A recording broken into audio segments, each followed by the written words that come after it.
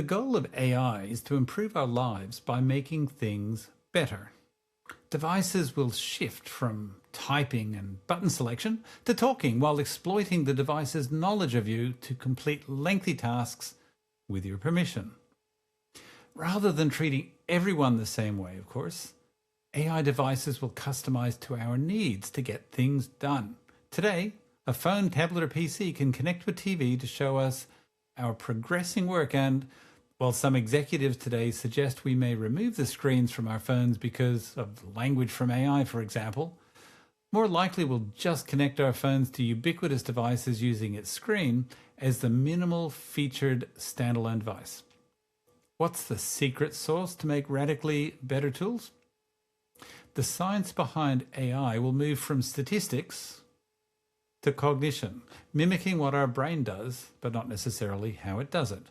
For example, AI will communicate using our requirements, not the underlying IT requirements we've been using for the last 70 years since the computer revolution began. Today's IT systems work by presenting the IT requirements to the user and the user entering those through a graphical user interface or GUI. And any of the IT requirements that aren't correct are sent back to the user to correct by, for example, changing the date or entering data in a different way. But this doesn't work well for human language. The difference between IT requirements and user requirements can be illustrated like this. So here's the user requirements. And rather than saying tomorrow, we could say Monday, January 13th, 2026. Now, if you have a speech-based system, saying all of that stuff usually requires you to look at a calendar to find out when Monday is to provide the data correctly. So tomorrow is better. What about my wife? Well, if her name is Jane Doe and we have her personal details, then it would be much better to say my wife than have to spell it all out, particularly to somebody who already knows her. And finally, if I'm to say me, not my company, again, I could convert it into this full name, John Ball, 123 Main Street, Princeton, New Jersey. I think it's 08540, not 07605. That's probably Leonia. So there you go. The difference between language on this side and names on this side. The move from IT requirements to user requirements ushers in the next generation of AI. The missing piece has been language understanding. Computer science alone with statistics hasn't been enough, but my brain theory, based on pattern atoms or PATMs, with Roland Reference Grammar Linguistics, RRG, makes progress to next generation AI a reality. Let's start with the teaser. How will a flight booking look in the future? Here's a sample where I book a flight with KLM, where the device's knowledge of my previous work simplifies the interaction significantly. When we work with a device that knows us, we should be able to get things done incredibly quickly, as if it was your butler. Let's try this one. Can you book me another flight to Berlin? Please use my details this time. Now the device is going to talk to us differently. Sure. I'm using similar settings to last time. How's this? I'll leave on Friday, but the rest is fine. Okay. Should I book it now? Yes, thanks. Confirmation has been emailed to... Wait, is that it? Is the device your personal butler? Yes, because the device knows you, where you live, what your other details are. I mean, why in 2025 do you have to personally enter all your information again and again and again? Rather than our IT systems exploiting your personal information, the next generation of AI will work, with your permission, to use information under your direct control. It won't be allowed to access your personal information without your approval. User requirements will be split from today's AI requirements so we can use language naturally. Nobody talks the way today's AI systems are set up. Let's look at how systems will split IT requirements, the things that make computers run today, from your requirements, the thing you want, in the language you would normally use. I'll use how our languages work to make the split. For example, you know how you may want to go to the beach next Monday? The phrase, next Monday, is a user requirement. I can convert that into an IT requirement by saying instead of next Monday, I want to go to the beach on Monday, the 22nd of December in AD 2025. Spelling out the date is rarely spoken because it's inefficient. People don't talk this way because we aren't computers. Next Monday is what we would say because we don't have all the open calendars in front of us. Splitting user requirements from IT requirements allows us to talk normally while leaving the computer to do the conversions to IT requirements. We do what we normally do, and the AI does the hard work to convert to formats a digital computer needs. Mixing modalities makes the system efficient. I don't want the machine to describe in words what is best shown visually. The mix in helpful visual information in combination with speech makes our interactions much faster and more precise. Let's step through a demonstration to see what the next generation of AI will look like. I'll pretend to use the next generation of Siri, let's call her, quote, Pat, unquote, on an iPhone to show the interactive nature of next generation AI. The funny part there is my first company is called Pat Labs.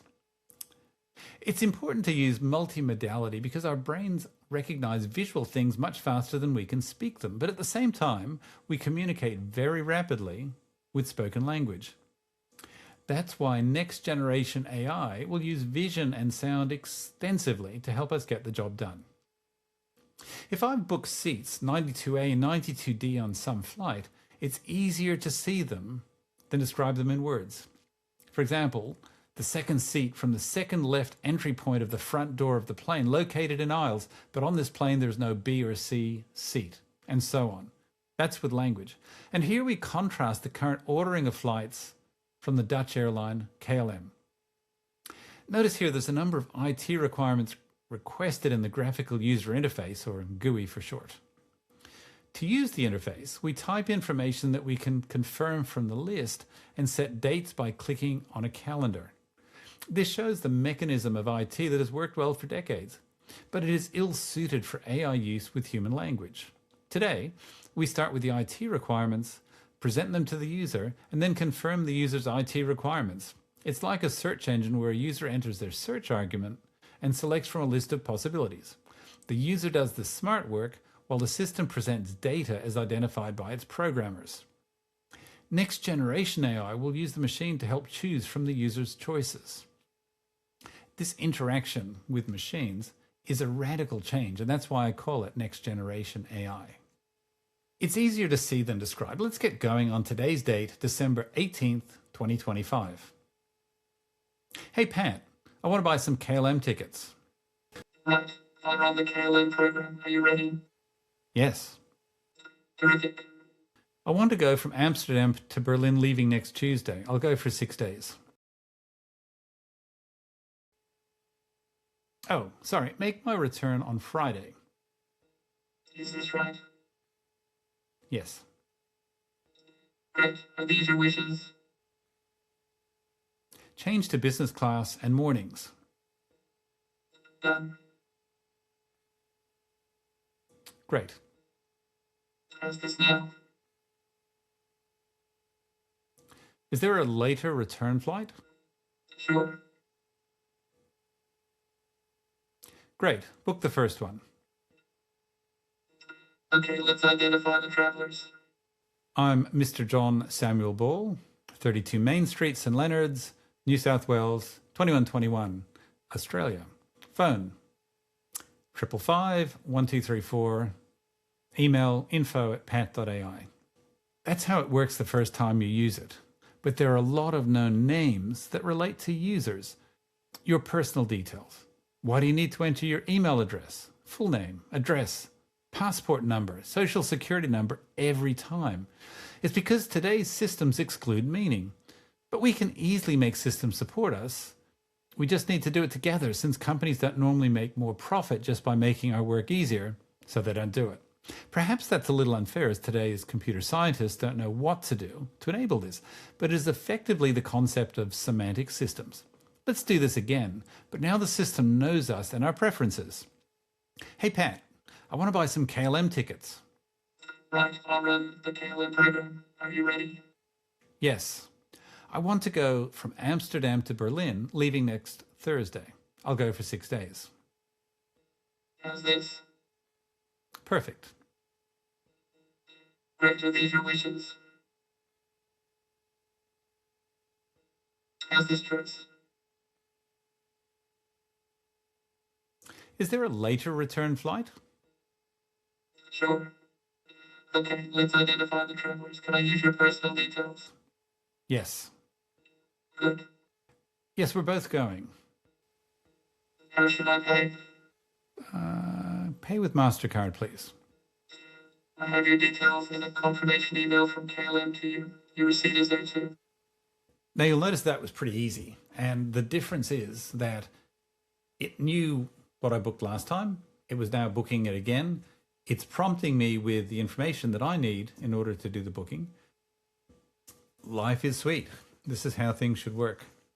The revolution that is coming from the next generation of AI makes your ability to transact possible. The killer apps in this space include all online services like shopping, think Amazon, today's KLM example, and many, many more. Our ability to use our devices to speed through transactions under our control is ready to go. The split between user requirements, as we speak in a language, and IT requirements that nobody speaks but are hard-coded in today's computer systems is essential to move us from the computer systems that stagnated many decades ago. Computer code is simpler, but designed to make IT needs simpler, not people's needs. As we move to language, we need to move to solve people's needs. Systems soon will be arbitrary. The difference between systems that know us as shown will make our work far quicker and more fulfilling than today's chat-based models that tend to tell us what to do because it can't do it itself. Thanks for joining me again today. Please like, subscribe, and comment as you see fit to help today's algorithms let others know about this work. See you soon. All the best.